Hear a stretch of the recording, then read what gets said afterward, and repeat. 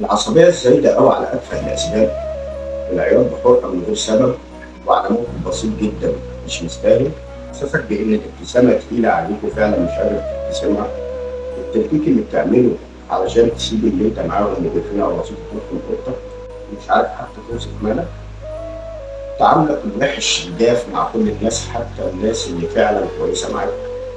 لو حسيت بكل ده فهتلاقي إن اللي حواليك بيقنعوك إن ده اكتئاب ولازم تلحق نفسك، بس موضوع الاكتئاب ده مش حقيقي ومش حالتك، وهيقولوا لك لما الشخص المكتئب بيرفض يشوف الحقيقة ما بيحسش إنه مكتئب، بتتعصب وترفض وتزعق وتصرخ وتستسلم لفكرة أنا فعلا مكتئب.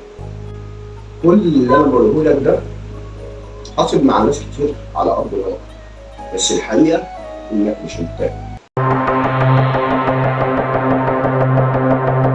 كل الحكاية إنك أنت شلت فوق طاقتك، أنت استحملت قوي، أنت ضحكت كتير وقت ما كنت عايز تبكي، أنت قلت إنك تمام وكويس وقت ما كنت متدغدغ من جواك.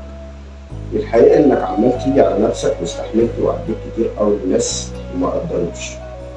الحقيقة إنك منعت دموعك تنزل على أسباب تستاهل فنزلت في أسباب ما تستاهلش.